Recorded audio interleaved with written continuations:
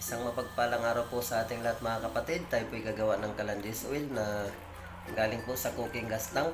Tara, samahan niyo po ako kung paano ko po ginawa.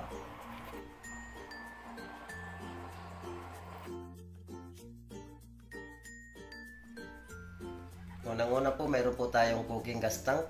Ito po yung ating gagawin na calandis oil. Putulin po muna natin mga kapatid yung pinakaliig po ng ating cooking gas tank. Linisin po muna natin mga kapatid, tanggalin po natin yung mga kalawang para malinis po yung pagkakagawa ng ating kalan. Ito na po. Isusunod po muna natin mga kapatid, gawaan po natin ng patungan yung ating cooking gas tank para sa kanyang paa. Ito po, ipapatong po natin yung ating tangke.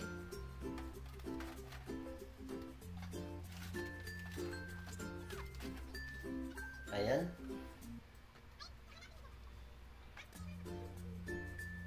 Ito po yung kanyang patungan mga kapatid. Flat bar po, gumawa po tayo ng flat bar. Putulin po muna natin mga kapatid yung pinakapaa po ng ating tangke. Dahil bulok na po ito mga kapatid. Ito na po yung ilalagay natin, yung pinakapaa po. Gumawa po tayo ng bilog po na flat bar para pagpatungan po ng ating tangke. I-full wheel din po natin mga kapatid para hindi basta-basta matanggal yung ating paa. Ito na po yung ating paa. Ang susunod naman po ay bibilugan po natin pinakalig ng ating tangke para ating butasin mga kapatid at paglagyan po ng ating chamber.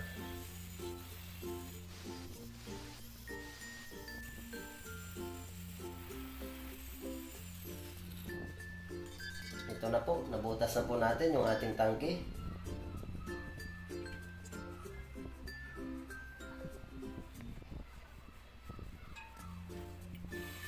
Isusunod po naman natin mga kapatid, katingin po natin yung gilid, lagyan po natin ng bintana yung ating tangke para pag nagluto tayo, pwede po natin salangan ng pwede nating ipainit sa loob o kaya iihawin po. Lagyan na rin po natin ng bisagra para ma-open sa mga kapatid at lagyan na rin po natin ng hawakan para sa pintuan mga kapatid. Ito na po yung hawakan, angle bar po yung ginamit natin. I-full wheel po natin mga kapatid para matibay po yung ating hawakan. Ayan, meron na po tayong dalawang hawakan mga kapatid para sa bintana po ng ating calandis oil na tangke ng gasol. Ito naman po ay maglagay po tayo ng stopper para hindi po lumusot yung ating pintuan. Ayan. I-full wheel din po natin mga kapatid para matibay po yung ating stopper. Lagyan po natin yung magkabilang dulo mga kapatid para hindi basta-basta pumasok yung ating pintuan. Ayan po.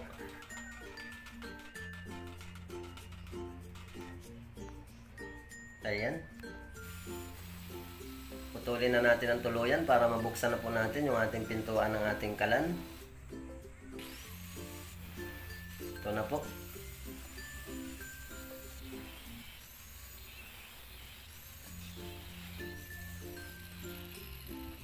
Ayan mga kapatid, nagkaroon na tayo ng pintuan sa ating kalan. Dalawa po yung pintuan ng ating kalan. Ito po yung paglagyan natin ng mga inihaw o kaya maglitson tayo ng manok o kaya bangus. Ito na po. Isunod naman po natin yung gagawa po tayo ng lock sa ating pintuan para hindi basta-basta bumuka mga kapatid. Nagputol po tayo ng kapirasong flat bar na 1 inches. Ayan po.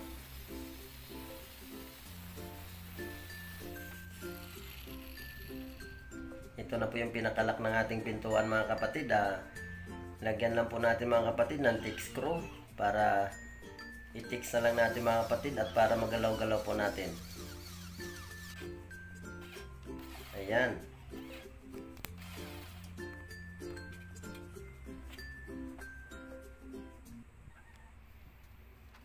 Ito na po. Nalagyan na po natin yung pinakalak ng ating pintuan.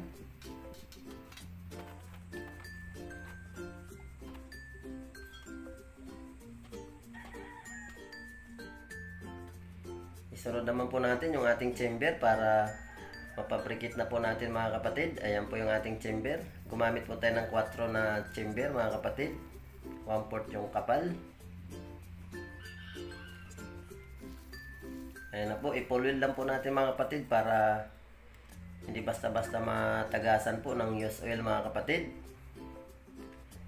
Pagkatapos po ay isusubukan po natin lagyan ng tubig. Ililigtis po natin mga kapatid kung may tagas ba siya o wala para maaga pa lang ay magawa na po natin ang paraan. Ayan po.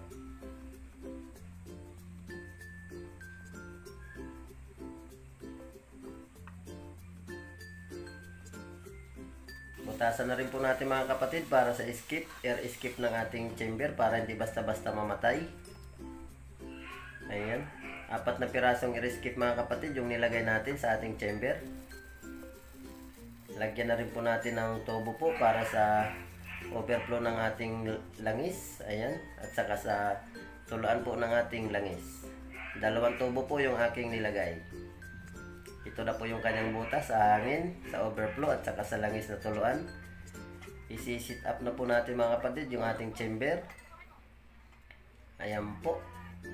Make sure lang mga kapatid na diretso po yung ating chamber para diretso po yung apoy ng ating kalan. Ito na po yung ating tubo, 2 po. Pangatlo po yung nasa hangin po sa baba. Ayan. Itaob na lang natin mga kapatid para hindi po tayo mahirapan mag-sit up. Ayan, lagyan po natin ng bracket para sa pagpatungan po ng ating chamber. Ayan po.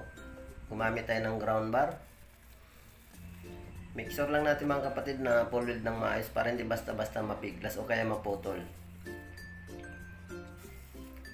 Ito na po yung ating chamber na welding na po natin yung kanyang plancha sa bracket na ground bar mga kapatid. Ayan po. Ito naman po yung stainless plate. Mag-cutting po tayo para gagawain po natin ng chamber cover anti-liab.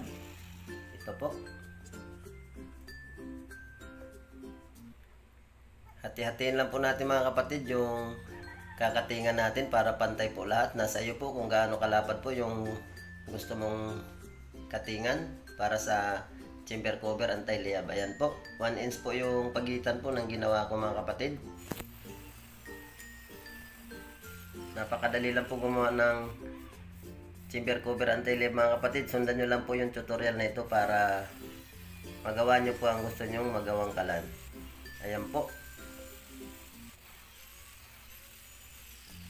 Nagbilog na rin po tayo ng stainless para sa pinaka-umbrella po ng ating chamber cover anti-liab. Ito na po. Bilogin na po natin yung pinutol natin na stainless plate para po sa chamber cover anti-liab. Ipitin lang po natin ang vice grip para hindi tayo mahirapan magbilog. Weldingin na rin po natin mga kapatid para hindi bumuka yung ating plancha. Ayan po. Pagkatapos po, baliktarin lang po natin. Ibalik po natin doon sa chamber at pukpukin lang po natin. Ipa-overlap natin mga kapatid para hindi na po tayo gumamit ng maraming welding. At makakatipid po tayo sa kuryente. Ayan po. Ito na po, nakabuo na po tayo ng chamber cover. Gumawa na rin po tayo mga kapatid ng bilog para sa pagpatungan po ng ating umbrella. Ayan po. Ayan, magbilog po tayo. Ito po yung bracket po ng ating umbrella para may singawan po ng kanyang apoy. Ito na po. Ito po yung ating umbrella. Patong po natin at ispat po muna natin para makita natin kung diretso. Ito na po yung takip. Ito po yung pinaka-umbrella po sa ating chamber cover. Ayan po. Ispat po natin. I-welding natin ng maayos para hindi basta-basta mapiglas. Ayan po. Ganito po ang itsura ng ating takip. Gumawa na rin po tayo mga kapatid ng used oil tank. gawa po sa bakal. Kahit magdamagang luto, hindi basta-basta makulubot yung ating bakal. Ayan. Ipo-oil po natin ng mais mga kapatid para hindi basta-basta tumagas yung ating used oil. Ayan po. Ito po yung oil valve.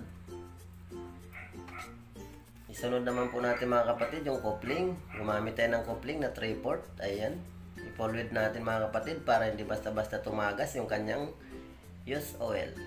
Ayan po.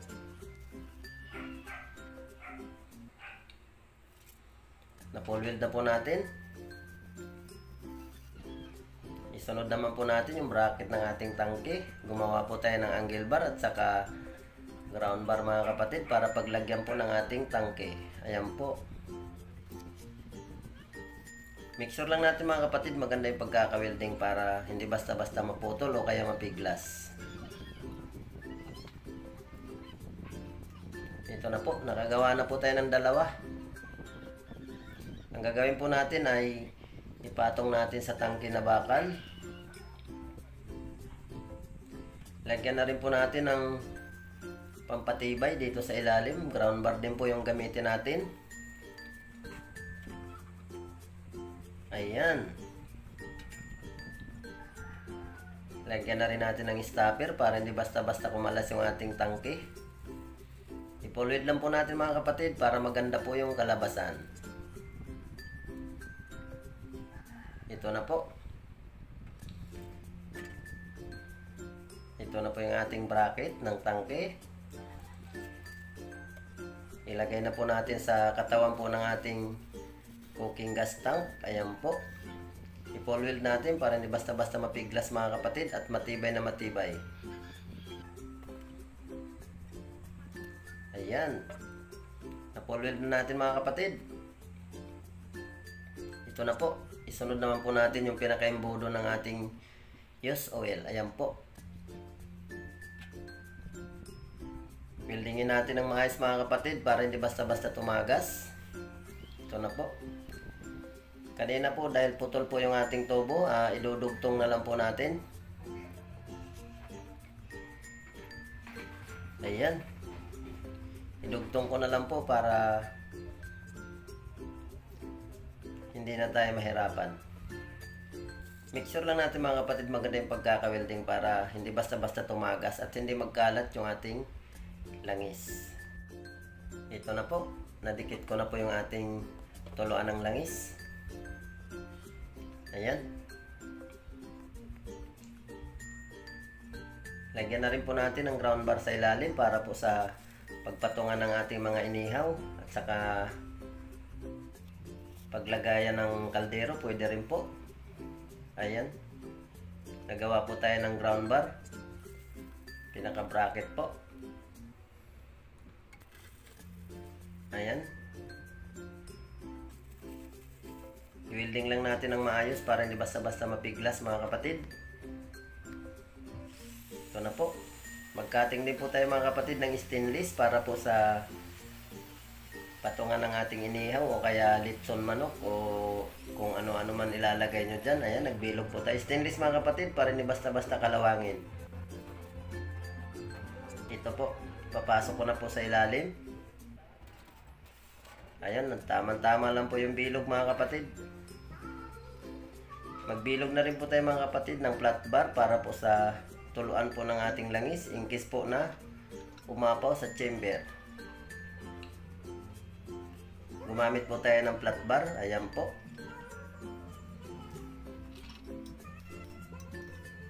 Bilogin lang po natin.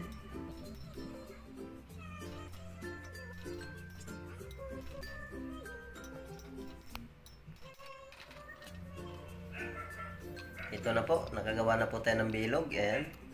Sinukat ko na po yung puwitan ng ating lata. Example lang po ito mga kapatid. Dahil UP po yung ating lata, sample lang po ito mga kapatid. Ito po yung tuluan natin. Kinabit ko na po yung bracket po ng ating tuluan.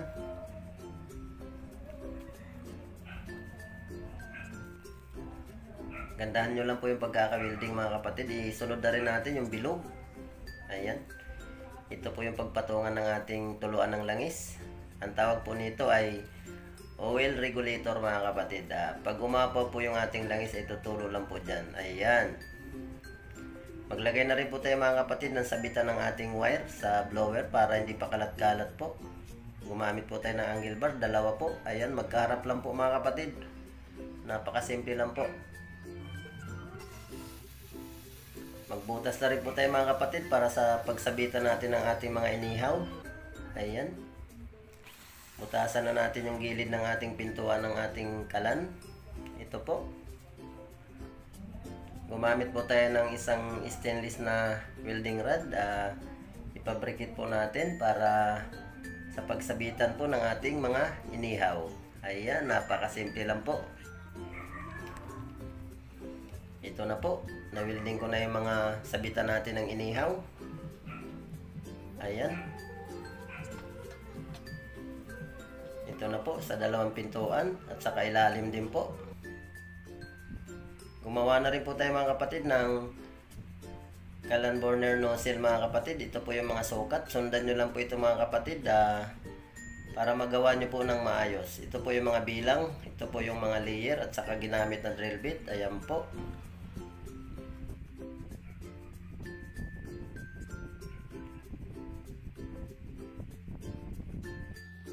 Oras naman po mga kapatid para pinturahan na po natin yung ating kalan. Huwag po tayo magtipid sa pintura mga kapatid para masaya po ang magmamayari ng ating kalan. Ayan po. Ito na po yung tangke ng ating kalan. Ayan.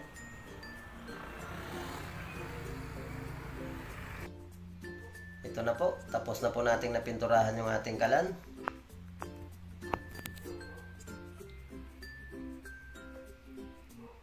Ito po yung kalan blower natin mga kapatid. Ito po yung overflow po ng ating langis. Ayan, itatapon lang po yung langis natin in case na umapaw po sa ating chamber. Ito po yung tangke ng ating kalan. Ito po yung kanyang oil valve. Ayan po. Ito po yung kanyang blower speed controller. Ito naman po yung sabitan ng ating blower. Ayan po. Ito po yung takip ng ating chamber.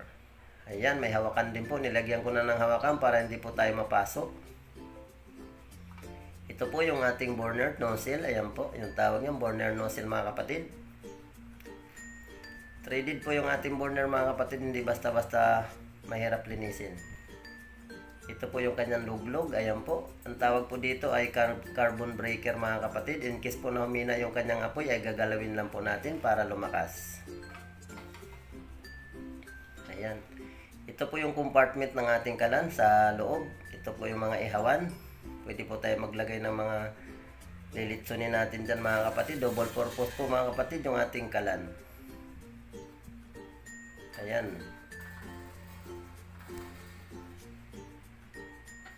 Ayan po, dalawang pintuan po yung ginawa natin para maluwang po. Andyan na rin po yung sabitan. Ito na po yung ating kalan. Nakabuka na po yung kanyang mga pintuan mga kapatid.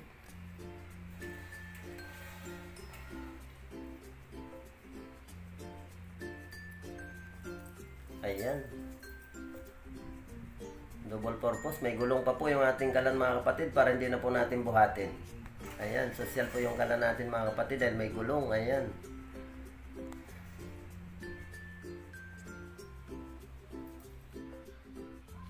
Oras naman po para sindihan na po natin yung ating kalan. Subukan po natin kung talaga po isa'y gagana. Maglagay po tayo ng used oil mga kapatid.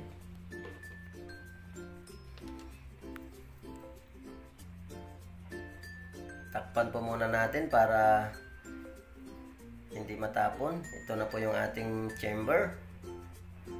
Lagyan na po natin ng tissue mga kapatid.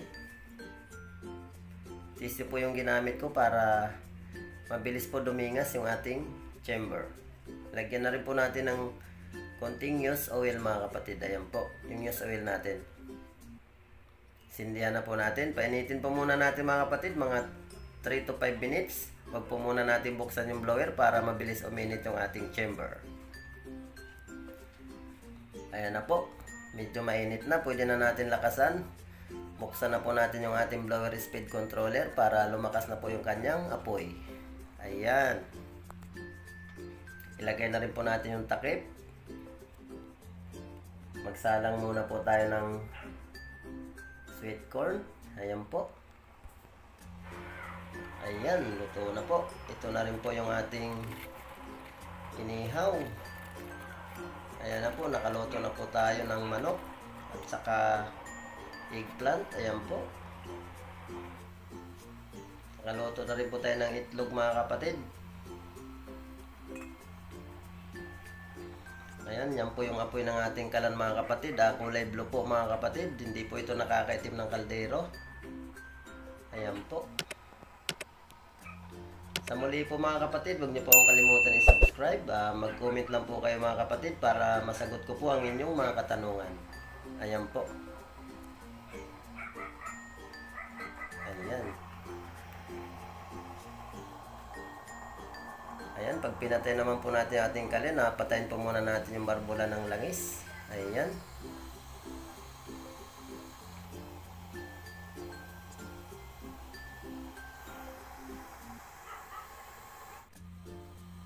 Ayan yung ating kalan. Sa muli po, mga kapatid, sana po meron po kayong natutunan sa tutorial ko na ito. Maraming salamat po sa inyong lahat, mga kapatid. Ang kaalaman na ito, mga kapatid, ay isang material na bagay lang po lamang. Huwag po natin ipagdamot sa ating kapwa. Ituro po natin para sa mga gustong matutong gumawa ng kalan. Ito na po, wala na pong apoy ang kanyang chamber. Pwede na po natin patayin yung kanyang blower. Ayan po, hindi na po uusok yung ating chamber. Ayan. Patay na lang po natin yung ating blower speed controller para maligpit na po natin at maayos na po natin yung ating wire sa kalan. Ayan po. Maraming salamat po at God bless po sa inyong lahat. God bless, God bless, God bless.